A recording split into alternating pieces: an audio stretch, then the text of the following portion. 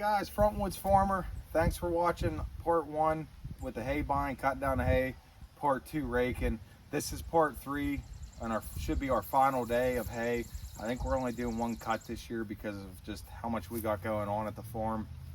But we're standing here with our New Holland 316 Sperry square baler. We got it hooked to the 560. We're gonna do a little bit of hay today. We had some drying issues. It rained a couple days. We had to keep flipping it, and we don't have a tedder no more. I sold it 2 years ago, I think. And so we kept trying to bump it over with the rake, and we're having some luck, some not so lucky days. So I think we got it all about dry right now. So we're gonna get to it and hook this up and start baling. All right, so you can see we already got bale in the chamber. We did grease down the whole baler. I'll show you the knotter system here. Use our DeWalt grease gun. I'll put a link in the description down below. This is a DeWalt 20 volt max with a lithium ion battery. It's model D as in David, CG G571. I've never used this brand, so we'll see how it goes. Should speed things up. Like I said, we greased it last year before we put it away, but we do it all again this year. Wow, this grinder works really good. Oops, there is a wasp nest in here.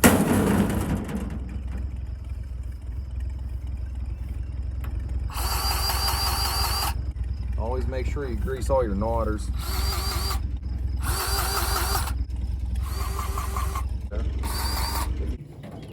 In case you guys, for reference, need to see a 316 knotter system, that's how it works. This spring when I got it was off. It was just laying there. So we just had to put it back on. Got lucky with it, I guess. There's the knotter system. Chains going to the front. Should call that the counterweight. Slip clutch system inside. So if you really don't know how a square baler works, basically it's like your hay bind. This sucks the hay in with these little tines. It picks up your loose straw with them tines and pushes it into the chamber. There's a series of things that just basically compact it into the bale chamber where all the hay goes. Make your bales here. I'll show you inside. So, I mean, this is pretty, not a lot to see in the front here really. Get the idea. There are some you gotta check the oil back there, some grease points, and there's where the chamber looks like. I don't want to bore you guys too much, but a little quick review of the New Holland 316. Front, you got your gearbox, you got a pinion grease fitting. See if you can see underneath there. I don't know if you can. And we got our tire. Round back. Like I said, it picks it up, shoots it in the chamber, compacts it in. Out goes your bales. Finger hole. See? This one's in really good shape. Still got all the decals.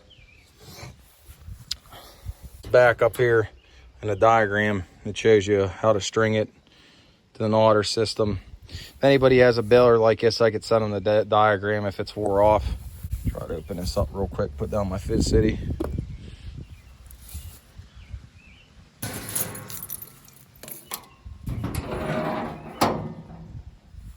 I don't keep a lot of string in here.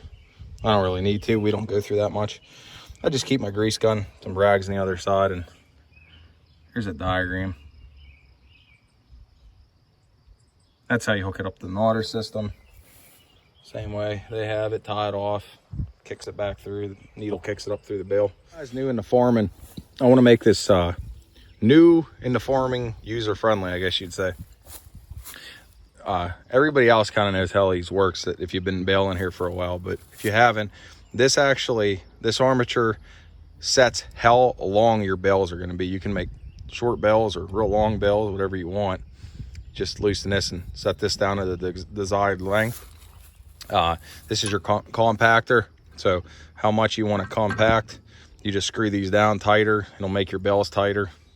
Looser to make your bales looser. Other than that, I mean, you just got to get your you got to get it strung right.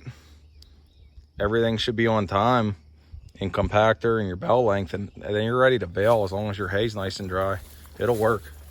All right, enough chit chatting with this baler. If you guys want to do another day with baling talk, on a review on a new Holland 316, or just how a baler works, shoot some comments down below and I'll do that for you guys. But right now I want to get this hay all picked up and put her in the bale, so let's get going.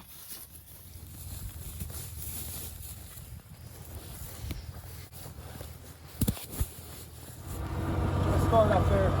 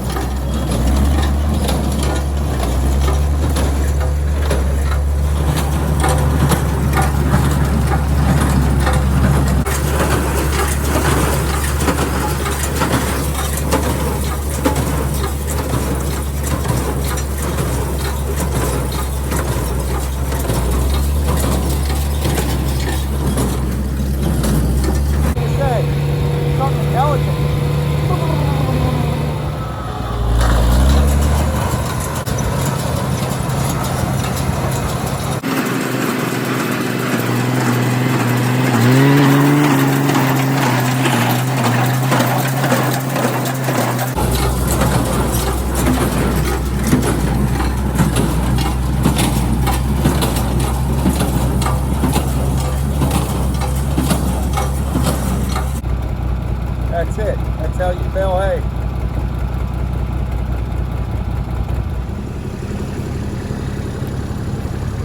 Not too much fun.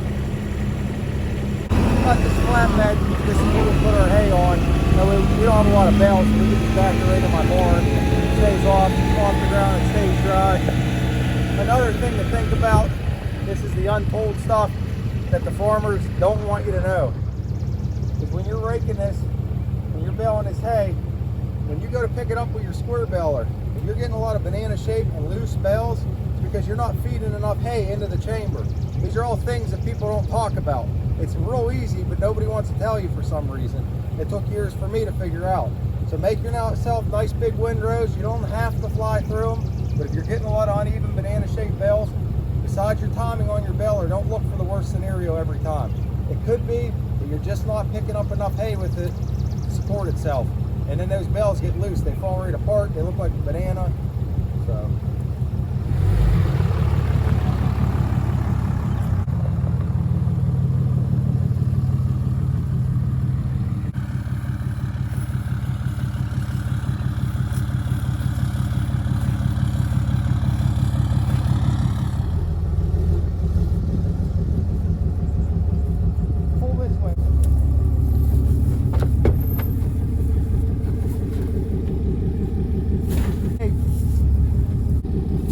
Show and miss. This is what happens when you don't pick up enough hay. See how that's towards the end? It's starting to get that banana shape. So this was all scraps from the windrow left over.